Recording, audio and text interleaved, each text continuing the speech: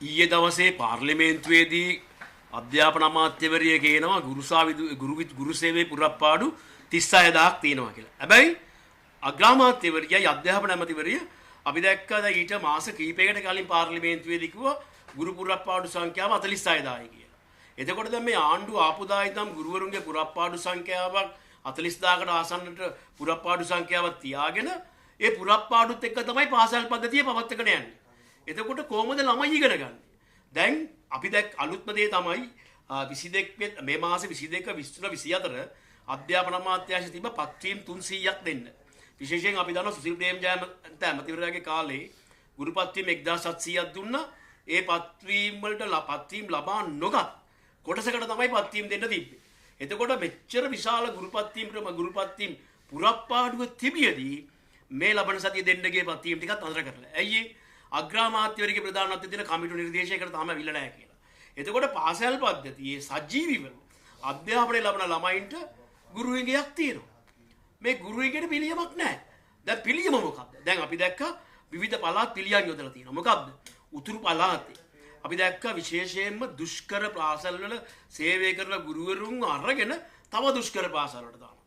උතුරු පළාතේ ඒ වගේ අපි දැක්කා විශේෂයෙන්ම දුෂ්කර සේවය කරපු 390ක් ගුරුවරුන්ගේ වෙනත් තැන් වලට දාලා දෙනවා. ඊයේ දවසේ අපි යාපනයේ මහාධිකරණේ ඒකට විරුද්ධව ලංකා ගුරු සංගමයෙන් අපි පෙස්සමක් ගොනු කරා. ඒ වගේම ඊයේ දවසේම අසාධාරණ ලෙස ලක් කරපු ගුරුවරියක් කිල්ලුච්චි මහාධිකරණේ නඩුවක් ගොනු කරලා වාරණ නියෝගිකුත් ගත්තා. එතකොට දැන් මේ එක පැත්තක් ඒක. එතකොට දැන් මොකද කරන්නේ? මේ තියෙන ගුරුවරු ටික තුලණය කරගන්න යනවා මේ පුරප්පාඩු ටික ආණ්ඩුව පවත්වාගෙන යමින්. ඒක බරපතල අර්බුදයක්. මේක ගුරුවරුන්ටත් පීඩාවක්, ළමයින්ගේ අනිත් පැත්තේ ප්‍රශ්නයක්. ඒ වගේම අපි දැක්ක මේ ආණ්ඩුව චක්‍රලේඛයක් නිකුත් කරා විශේෂයෙන්ම 13/2025 කියලා. මෙන්න මේ චක්‍රලේඛය නිකුත් කරලා මොකද්ද කිව්වේ? ළමයි 50ට අඩු පාසල් තියෙනවා නම් ඒ පාසල් කිලෝමීටර් 5ක් අතර පාසලට දාන්න කියලා. මොකටද මේ? ඒකෙත් ගුරු ටික ගන්න. දැන් මෙතන වෙලා තියෙන්නේ ගුරු පුරප්පාඩු පුරවන්න නැතුව තියෙන ගුරුවරු සංඛ්‍යාවෙන් ගුරුවරු කළමනාකරණය කරන්න යනවා ආණ්ඩුව. ඒක වෙන්නේ මොකක්ද? ගුරුවරයා පීඩාවටපත් වෙනවා, දරුවන්ගේ අධ්‍යාපනයත් නැති වෙලා යනවා. දැන් මේ ආණ්ඩුව මේ කරන වැඩේ බරපතල අර්බුදකාරී සෙල්ලමක් මේ කරන්නේ. අපි පුරප්පාඩු සංඛ්‍යාව ගත්තොත් ඇත්තටම බස්නාහිර පළාතේ තියෙන ගුරුවරු 4660ක් පුරප්පාඩු. ඒ වගේම අපි දැක්ක පළාත් සභාවල පෞගිය කාලේ ගුරුවරු බඳවා ගැනීම කරා. තවමත් තියෙනවා මධ්‍යම පළාතේ බඳවා ගන්න නැතුව ගුරුවරු එක කොටසක් බඳවගෙන විභාගෙන් මධ්‍යම පළාතේ බඳව ගන්න නැතුව ඉන්නවා ගුරුවරු 10කට ආසන්න සංඛ්‍යාව. බස්නාහිර පළාතේ විභාගයක් තියලා බඳවා ගන්න නැතුව ඉන්නවා ඒ වගේ 2000කට ආසන්න ප්‍රමාණයක්. ඒ වගේ විවිධ පළාත් සභාවල විතරක විභාග තියලා බඳව ගන්න නැතුව ඉන්නවා ගුරුවරු. තපත් වීම දෙන්න බලන් ඉන්න කට්ටිය ඉන්නවා. එයාට පත් වීම දීලා නැහැ.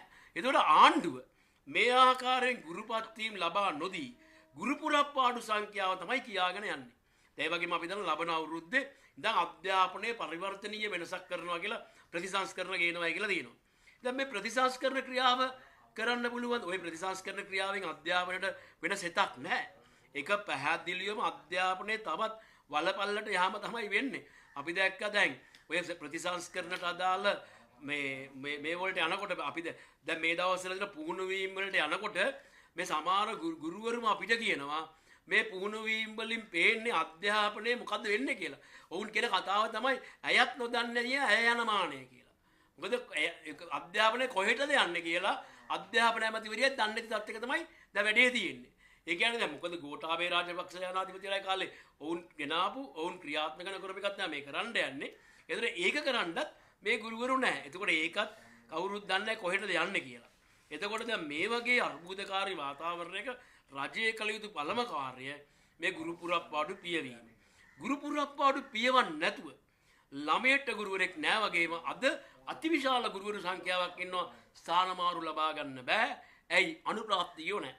අනුප්‍රාප්තිය කොහෙන්ද එන්නේ? අලුතෙන් බඳව ගන්න ඕනේ. එතකොට දැන් මේ අලුතෙන් බඳව ගන්න නැති නිසා ස්ථානමාරු අපේක්ෂා කරන අයත් ඉන්නවා යන්න බැරුව මාරු වෙලා. ඒක නිසා ආණ්ඩුව මෙච්චර පුරප්පාඩු සංඛ්‍යාවක් තියෙනවා කියලා ප්‍රචාරය කරන්න නැතුව වහම මේකට පිළියමක් හදන්න ඕනේ. අඩු ගන්න මේ බඳවා ගැනීම කඩිනමින් කරන්න ඕනේ. මොකද මේ රටේ දරුවන්ගේ අධ්‍යාපනයත් එක තමයි දැන් මේ ආණ්ඩුව මේ සෙල්ලම කරන්නේ.